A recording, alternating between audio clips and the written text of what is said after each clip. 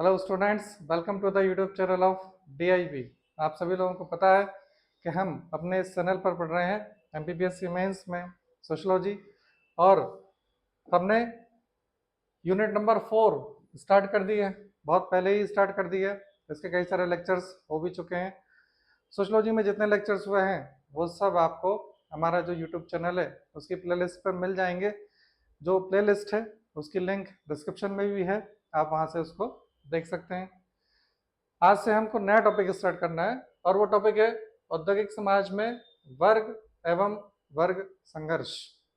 ये एकदम नया टॉपिक है और इस पर आपके जो कंसेप्ट हैं वो भी एक नए सिरे से ही बनेंगे। सबसे पहले ये देख लिया जाए कि ये जो वर्ग है ये आखिर वर्ग क्या है। बात आती है कि औद्योगिक समाज, तो जो औद्योगिक समाज है, औद्योगिक समाज नाम से ही स्पष्ट है कि जहाँ पर इंडस्ट्रीज लगी हुई हैं, औद्योगिक अर्थव्यवस्था है, बड़े बड़ी फैक्ट्रियाँ लगी हुई हैं, मशीनों के द्वारा उत्पादन हो रहा है, वो समाज क्या कहलाता है? औद्योगिक समाज कहलाता है।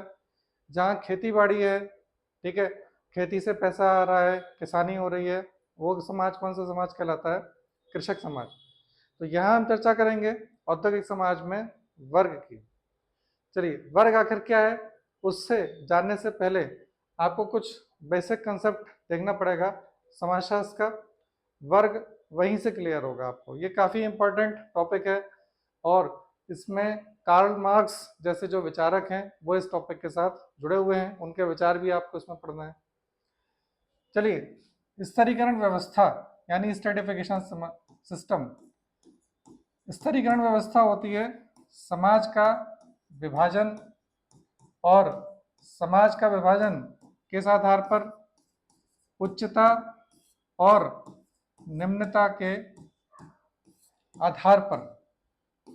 एक बहुत सामान्य सी अवधारणा है कि समाज में असमानता आपको देखने को मिलेगी।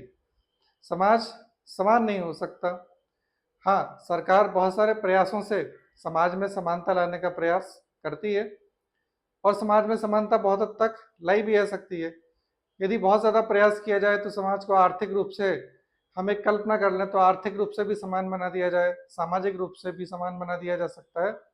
लेकिन समाज में राजनीतिक रूप से असमानता आपको देखने को मिलेगी। हर एक देश में कोई ना कोई राष्ट्रपति होगा, प्रधानमंत्री होगा, और लोग होंगे। तो समाज में समानता और असमानता दोनों ही मिलती हैं। अभी हम बात कर रहे हैं असमानता की। अब असमानता जो होती है वो कई सारे आधार पर होती है, और एक असमानता जिसकी हम चर्चा कर रहे हैं वो है उच्चता और निम्नता के आधार पर। यानी समाज का इस प्रकार से विभाजन कर दिया जाए कि समाज में हायरार्की आ जाए, यानी कुछ लोग उच्च कहलाएं, कुछ लोग कैसे कहलाएं? मध्यम, और कुछ लोग कैसे कहलाएं? निम्न कहलाएं। जब समाज का विभाजन इस प्रकार से किया जाता है तो उसे बोला जाता है स्तरीकरण व्यवस्था, यानी स्ट्रेटिफिकेशन सिस्टम।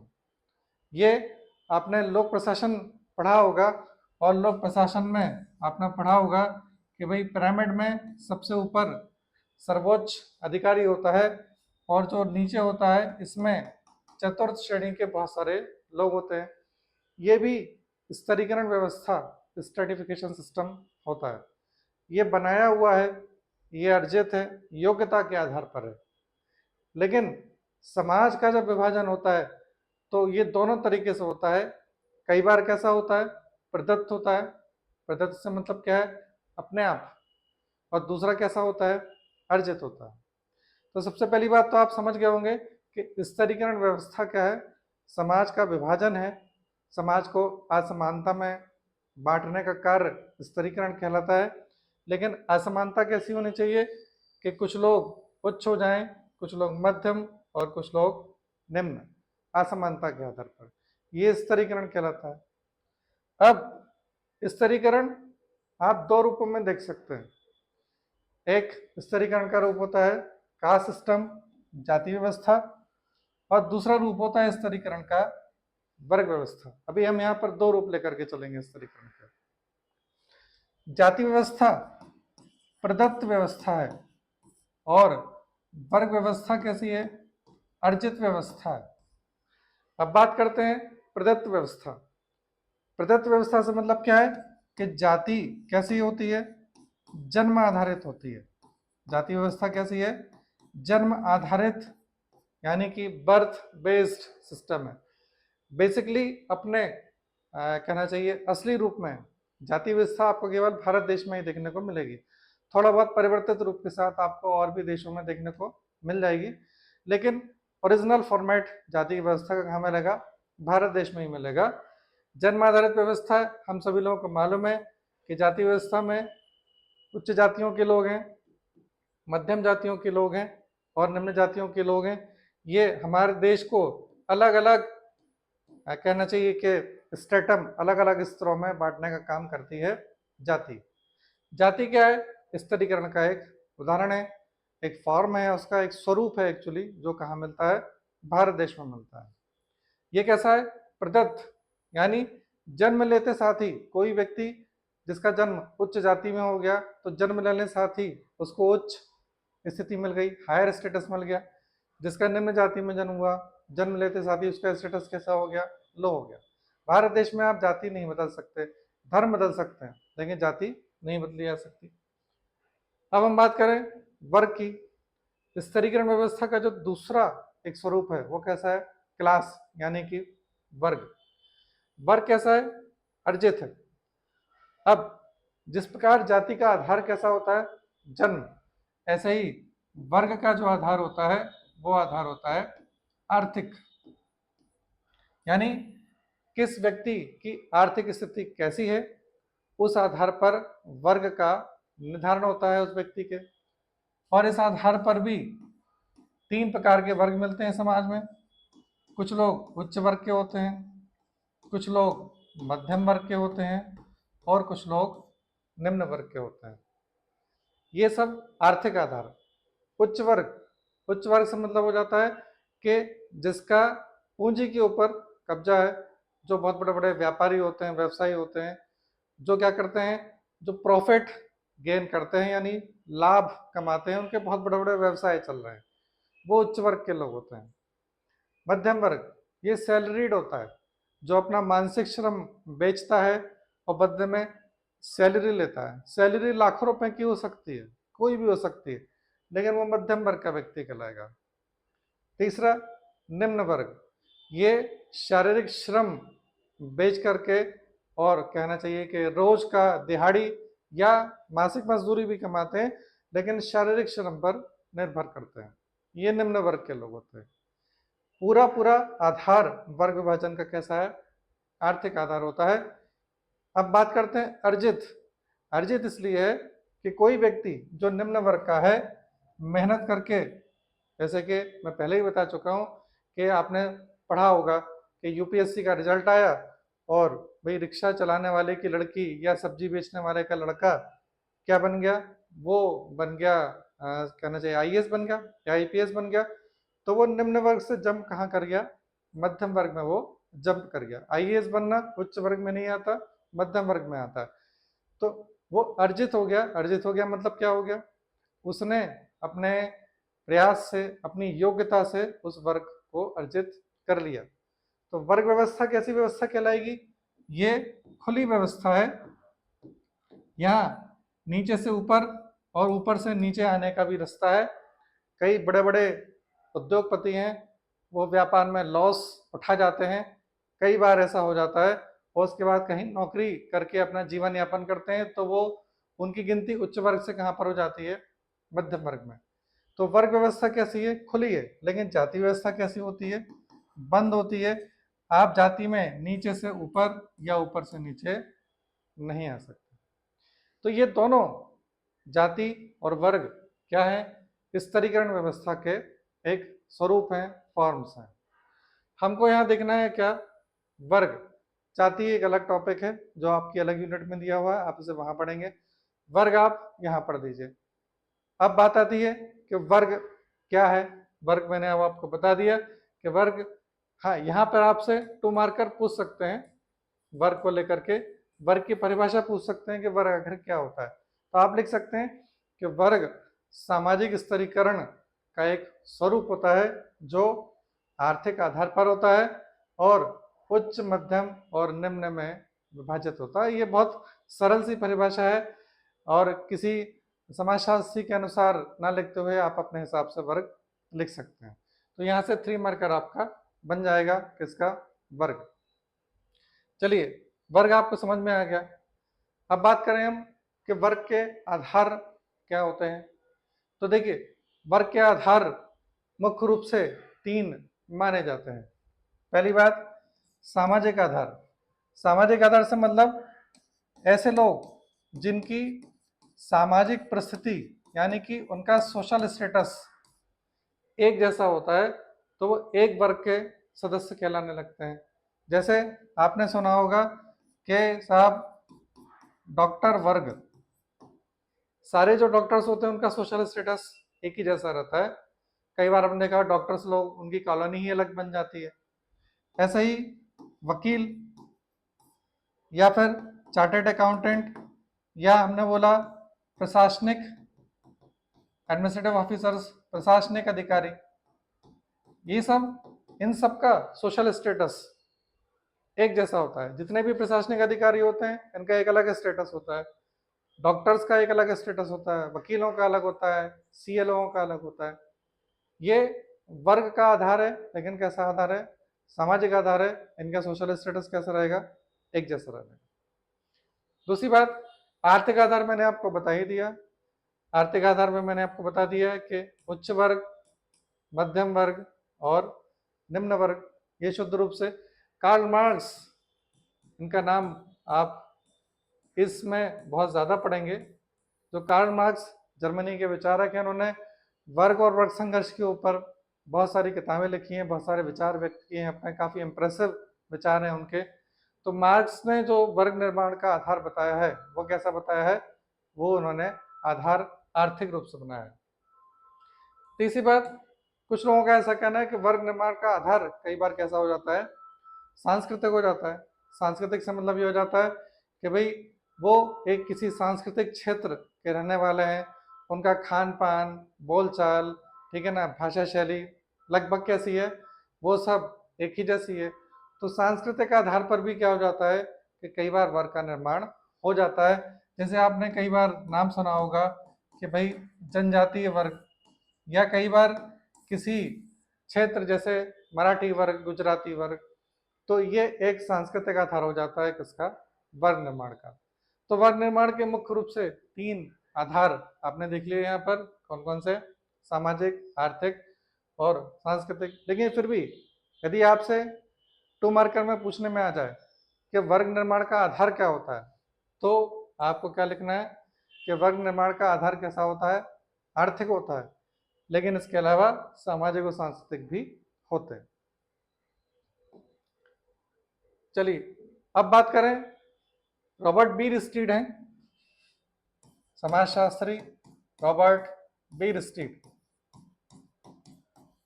इनकी बहुत फेमस किताब थी और किताब का नाम है the social order. Robert Bir stead ने वर्ग निर्धारण के आधार बताए हैं और ये टोटल 7 आधार बताए हैं। यहाँ से आपसे शॉर्ट नोट में प्रश्न पूछने में आ सकता है कि रॉबर्ट बीर स्टीड ने वर्ग निर्धारण के आधार कितने बताए हैं। तो आप ये टोटल 7 याद रख लीजिए, उसी को ही एक एक 2 लाइन में आपको एक्सप्लेन कर देना। चलिए, सबसे पहला आधार बताते हैं रॉबर्ट बीर स्टीड के संपत्ति, धन और आय। यानी जिसके पास जितनी संपत्ति है, धन है, आय है, वो उसके हिसाब से वर्ग विभाजन हो जाएगा।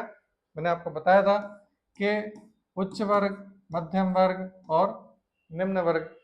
जैसे मुकेश अंबानी जी को हम लेंगे तो वो उच्च वर्ग के सदस्य माने जाते हैं। सैलरीड जितने भी लोग हैं, जितने भी आईएएस हैं, आईपीएस लोग हैं, वो सब क्या है? मध्यम वर्ग के लोग हो जाएंगे। जितने भी श्रमिक लोग हैं वो सब कैसे हैं? निम्न वर्ग के लोग हैं। ठीक, चलिए, दूसरी बात आ जाती है परिवार और नातेदारी। परिवार और नातेदारी से मतलब ये हो जाता है कि कुछ परिवार कैसे माने जाते हैं? उच्च वर्गीय परिवार माने जाते हैं। जैसे यदि हम बात करें भारत में, टाटा हो गया, बिरला, ठीक है ना, अंबानी। इसके अलावा भी जैसे आप ब्रिटेन में पहुंच जाएंगे तो रॉयल फैमिली है वहां पर, जो उनके किंग लोग हैं, इनके साथ यदि किसी का कहना चाहिए कि नातेदार यानी वैवाहिक संबंध कुछ जुड़ जाता है, किसी प्रकार का संबंध है, तो वो परिवार यानी वो एक वर्ग व्यवस्था का प्रतीक हो जाता है कि आखिर परिवार और नातेदारी में आप कहाँ पर हैं, किस परिवार से आप संबंधित हैं, उसी तरीके से आप वर्ग व्यवस्था में रहेंगे। नेक्स्ट, आवास की स्थिति। अब देखिए, आवास की स्थिति जैसे किसी भी नगर में आवास के जो क्षेत्र होते हैं वो बड़े अलग अलग होते हैं। कुछ नगरों में कुछ क्षेत्र कैसे होते हैं, बड़े पॉश इलाके होते हैं। पॉश इलाके से मतलब क्या हो जाता है कि वहां पर नगर के सारे धनाढ्य लोग रहते हैं, बड़े बड़े व्यापारी लोग रहते हैं। वहां की जमीन का जो रेट होता है वो आसमान को छूता है। इसका मतलब ये है कि जमीन का रेट वहां पे सबसे ज्यादा होता है। तो यदि कोई व्यक्ति उस जगह रह रहा है तो ये माना जाएगा कि वो उसके पास बहुत ज्यादा पैसा है। बाकी नगर के कुछ क्षेत्र ऐसे होते हैं जो मध्यम वर्गीय परिवारों के लिए बनाते हैं। आपने सुना होगा कि भाई HIG, MIG, इस प्रकार से जो इनकम ग्रुप्स के हिसाब से कॉलोनी भी कटती है। फिर नगर में कई सारे क्षेत्र जो स्लम एरिया होता है, स्लम एरिया यानी श्रमिकों की बस्ती, जिसको आप झुग्गी झोपड़ी भी बोल सकते हैं। यदि कोई वहां रह रहा है तो उसका मतलब क्या है, निम्न वर्गीय व्यक्ति है। तो आवास की स्थिति से भी पता चलता है। नेक्स्ट, निवास स्थान की अवधि। अब देखिए, निवास स्थान की अवधि से मतलब कि कोई व्यक्ति किसी भी जगह पर कब से निवास कर रहा है। यदि व्यक्ति लंबे समय से निवास कर रहा है तो कहीं ना कहीं उसकी वर्गीय स्थिति उस जगह कैसी हो जाएगी, काफी उच्च हो जाएगी। उस जगह पर यदि कोई नया व्यक्ति आता है रहने के लिए तो उसकी वर्गीय स्थिति उतनी ज्यादा उच्च नहीं होने वाली है। जैसे यूएस की यदि हम बात करें तो एक उदाहरण लेते हैं। यूएस में कमला हैरिस का नाम क्या हो रहा है, प्रेसिडेंट के लिए दे दिया गया है। जो बाइडेन बैकफुट पर आ चुके हैं, तो कमला हैरिस यूएस में बहुत लंबे समय से रह रही हैं, भारतीय हैं, लेकिन इनका नाम प्रेसिडेंट के रूप में दे दिया गया है। इसका मतलब क्या है कि निवास स्थान की अवधि आपकी वर्गीय स्थिति का निर्धारण करने में बहुत ज़्यादा महत्वपूर्ण होती है। या ब्रिटेन की बात करें हम, ठीक है ना, तो ब्रिटेन में जो भूतपूर्व प्रधानमंत्री थे वो भारत के थे, वो शुरू से ही ब्रिटेन में रह रहे हैं। तो ये डिपेंड करता है कि आप कब से रह रहे हैं, बहुत लंबे समय से या नए हैं। नेक्स्ट, व्यवसाय की प्रकृति। देखिए, कुछ व्यवसाय ऐसे होते हैं जो काफी उच्च माने जाते हैं। जैसे आप सभी लोग प्रशासनिक सेवा की तैयारी कर रहे हैं, तो भारत जैसे देश में क्या है, प्रशासन में आना अपने आप में क्या है, प्रशासनिक अधिकारी बनना एक बहुत अच्छा व्यवसाय माना जाता है। कोई डॉक्टर बन जाता है, लोग CA बन जाते हैं, तो ये जो व्यवसाय है ये काफी उच्च माने जाते हैं। कुछ व्यवसाय ऐसे भी हैं, कई बार आप हमको ऐसा लगता है कि भाई जिसमें ज़्यादा पैसा आता है वो ज़्यादा अच्छा है। भारत देश में कई बार ऐसी चीज़ें उल्टी भी हो जाती हैं, जैसे कि हमारे देश में शराब का जो व्यवसाय है, शराब के व्यवसाय में बहुत पैसा है। शराब के जो ठेकेदार होते हैं वो बहुत पैसे वाले लोग होते हैं। लेकिन हमारे देश में जो शराब है उसका सोशल स्टेटस कैसा है, नीचे है। तो जो शराब के जो बड़े बड़े व्यापारी होते हैं, भले ही उनका कितना भी पैसा हो, लेकिन सोशल स्टेटस के मामले में वो उतना ज्यादा ऊपर नहीं हो पाते। तो ये व्यवसाय की प्रगति निर्भर करती है कि आखिर आप किस वर्ग में आते हैं। शिक्षा, ये तो बहुत सामान्य सी बात हो जाती है। जो जितना उच्च शिक्षित होगा वो उतना ही वर्गीय स्थिति कैसी हो जाएगी उसकी, भले ही चाहे वो सामाजिक रूप में हो, लेकिन वर्गीय स्थिति उसकी कैसी रहेगी, उच्च रहेगी। जो बहुत बड़े बड़े शिक्षित लोग होते हैं, आपने देखा होगा कि वो क्या हो जाते हैं, गवर्नमेंट में आ जाते हैं, सरकार में आ जाते हैं, उनके एडवाइजर बन जाते हैं, देश की कहना चाहिए कि आर्थिक योजनाओं का निर्धारण करने लगते हैं, बड़े बड़े प्रोफेसर बन जाते हैं, और देश विदेश में क्या करते हैं, कहना चाहिए कि अपना नाम बहुत ज़्यादा उनका चर्चा में रहता है। जैसे कि बिहार में सुपर 30 के आनंद सर हैं, ऐसे कई सारे लोग हैं।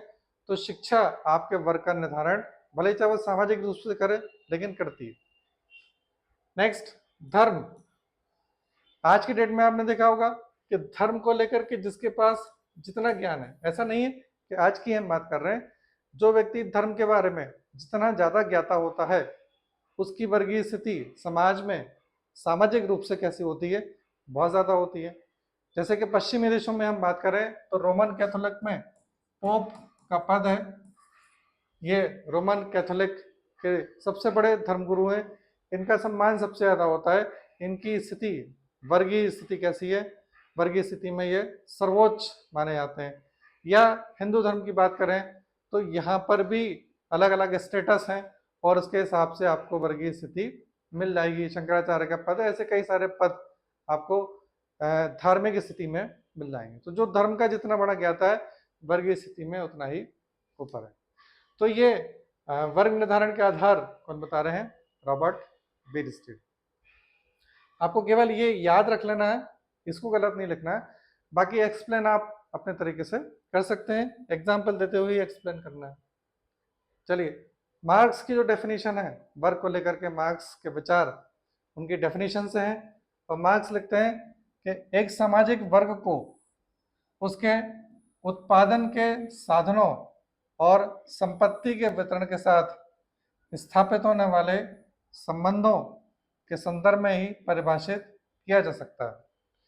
मार्क्स का ये कहना है कि जो व्यक्ति है, कोई भी व्यक्ति, उसका जो वर्ग है उसका निर्धारण कैसा होगा, तो इनका ये कहना है कि उस व्यक्ति का उत्पादन के साधन के साथ आखिर क्या संबंध है।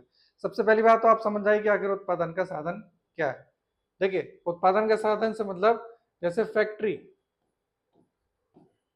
ठीक है, फैक्ट्री, मशीन, ये औद्योगिक समाज में उत्पादन का साधन है। कृषक समाज में ट्रैक्टर हो गया, हल हो गया, और भी बहुत सारी चीजें, ये कृषक समाज में उत्पादन के साधन है। तो फैक्ट्री और मशीन के साथ किसी भी व्यक्ति का क्या संबंध है, क्या वो उसका मालिक है या केवल उस पर कार्य करने वाला एक श्रमिक है। तो मार्क्स ये बोलते हैं कि उत्पादन के साधन, साथ ही साथ संपत्ति का वितरण, संपत्ति का वितरण से मतलब, देखिए कार्ल मार्क्स का जो पूरा का पूरा कंसेप्ट है वो इंडस्ट्रियल सोसाइटी को लेकर के, औद्योगिक अर्थव्यवस्था, क्योंकि उस समय यूरोप में, पूरे यूरोप में क्या था, औद्योगिक अर्थव्यवस्था थी। मार्क्स उसी समय के थे, उनका जितना वर्णन है वो औद्योगिक अर्थव्यवस्था का ही वर्णन है। तो उत्पादन के साधन पर संबंध। दूसरी बात, संपत्ति का वितरण। अब देखिए, संपत्ति का वितरण दो तरीके से होगा। कोई भी फैक्ट्री है, उस फैक्ट्री में जितना भी उत्पादन होगा, सपोज कपड़े बनाने की फैक्ट्री है, उसको बेचा जाएगा तो दो चीजें होंगी। नंबर एक, उससे प्रॉफिट जनरेट होगा, और दूसरा, कुछ लोगों को सैलरी दी जाएगी। तो जो प्रॉफिट जनरेट होगा वो मालिक के पास रहेगा, और जो सैलरी दी जाएगी वो श्रमिक लोगों को दे दी जाएगी। तो वर्ग का निर्धारण मार्क्स बोलते हैं यहीं से हो जाएगा। कैसा हो जाएगा कि उत्पादन के साधन के साथ आपका क्या संबंध है, यानी क्या फैक्ट्री और मशीन के मालिक हैं या केवल काम करते हैं उस पर। और दूसरी बात, संपत्ति, जो प्रॉफिट जनरेट हो रहा है, क्या आप उस प्रॉफिट के अधिकारी हैं या केवल सैलरी ले रहे हैं। तो उसी से ही डिसाइड होगा कि आखिर आप किस सामाजिक वर्ग में आते हैं। और मार्क्स का ये कहना है कि मनुष्य को आप सामाजिक प्राणी की जगह यदि आर्थिक प्राणी बोलेंगे तो ज़्यादा ही अच्छा होगा। सामाजिक प्राणी तो है लेकिन आर्थिक प्राणी ज़्यादा है, क्योंकि मनुष्य जीवन भर क्या करता रहता है, आर्थिक कार्य ही करता रहता है। तो ये मार्क्स का स्टेटमेंट है, याद रखिएगा इसको। अब मार्क्स का ये कहना है कि वर्ग कैसे बनता है। कार्ल मार्क्स बोलते हैं कि आखिर वर्ग बनता तो कैसे बनता है। मार्क्स का ये कहना है कि समाज में जब निजी संपत्ति नहीं थी, देखिए संपत्ति दो तरीके से हो सकती है। एक तो होती है सामूहिक संपत्ति, यानी सभी लोगों का अधिकार है उसके ऊपर, और दूसरी क्या होती है, निजी संपत्ति, यानी कि केवल मेरा अधिकार है, बाकी किसी और का अधिकार नहीं है। तो मार्क्स का ये कहना है कि जब तक समाज में निजी संपत्ति नहीं थी यानी निजी संपत्ति का अभाव था, उस समय क्या था, वर्ग का भी अभाव था।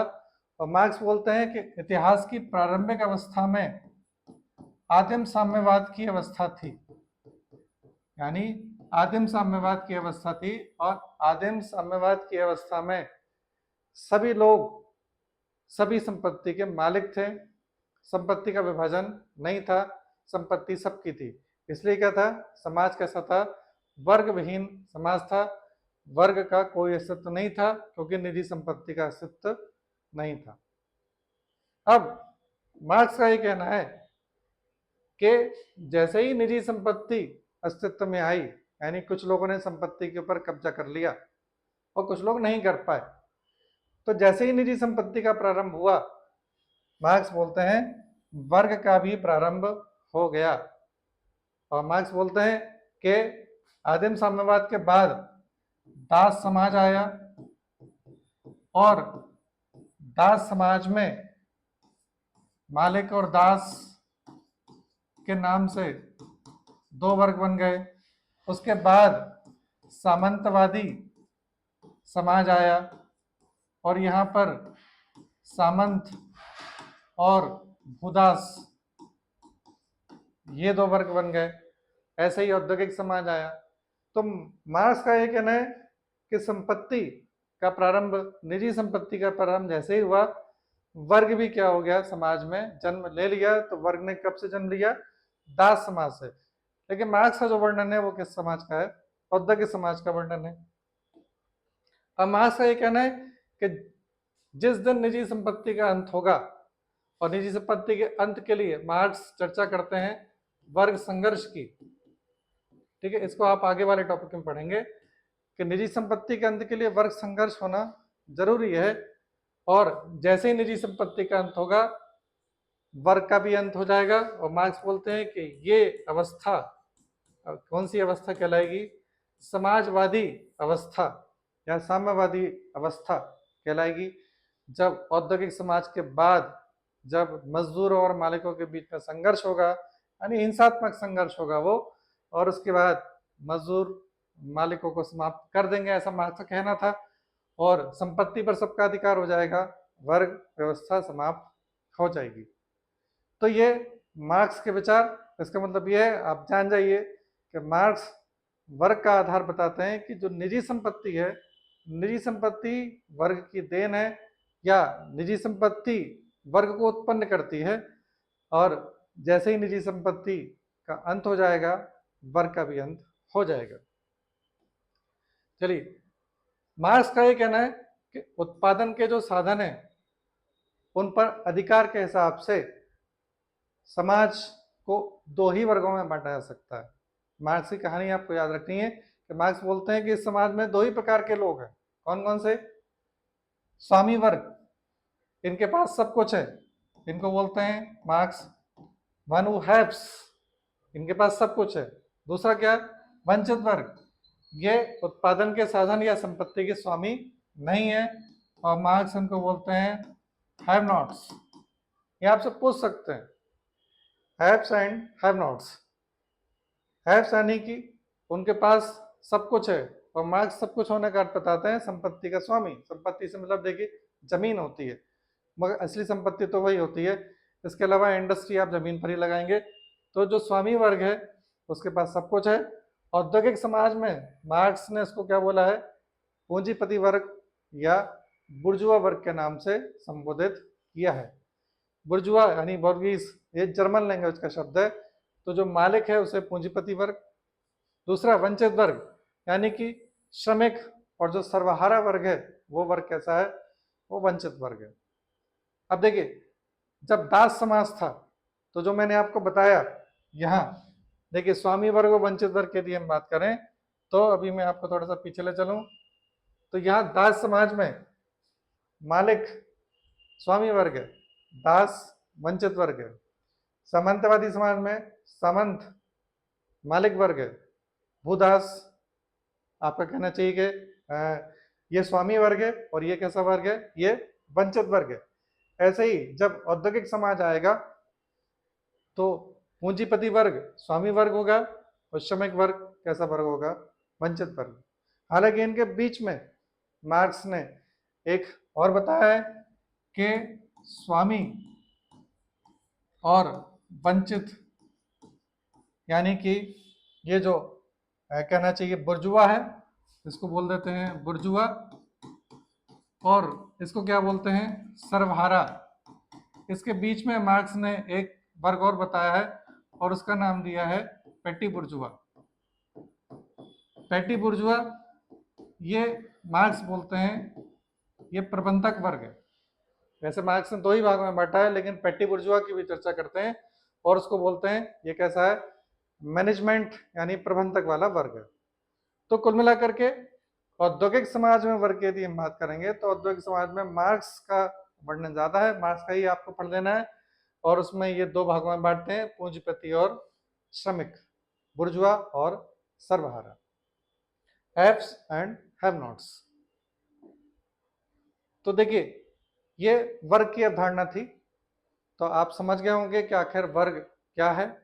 तो वर्ग क्या है, वर्ग सामाजिक स्थिरीकरण का एक स्वरूप है। और हम यहाँ पे चूंकि औद्योगिक समाज की बात कर रहे हैं, तो औद्योगिक समाज में मार्क्स के हिसाब से देखना है तो पूंजीपति और बुर्जुआ वर्ग हम दो की ही चर्चा करेंगे यहाँ पे। तो वर्ग कंप्लीट हुआ। अब हम बात करेंगे किसकी, नेक्स्ट लेक्चर में वर्ग संघर्ष की। वो वर्ग और वर्ग संघर्ष दोनों एक दूसरे से क्या है, इंटर कनेक्टेड है। ठीक है, वर्ग संघर्ष के लिए वर्ग चेतना का आना जरूरी है, ये मार्क्स का कहना है। तो वर्ग चेतना क्या है, वर्ग संघर्ष क्या है, ये हम नेक्स्ट लेक्चर में देखेंगे। तो काफी इंपॉर्टेंट टॉपिक है, दोनों एक दूसरे के साथ जुड़े हुए हैं। तो ये आप लेक्चर इसको देख करके जो आप है समझ जाएं, और उससे ही कनेक्टेड जो दूसरा टॉपिक रहेगा वर्ग संघर्ष। चलिए जल्दी मिलेंगे नेक्स्ट टॉपिक में, तब तक के लिए ऑल द बेस्ट।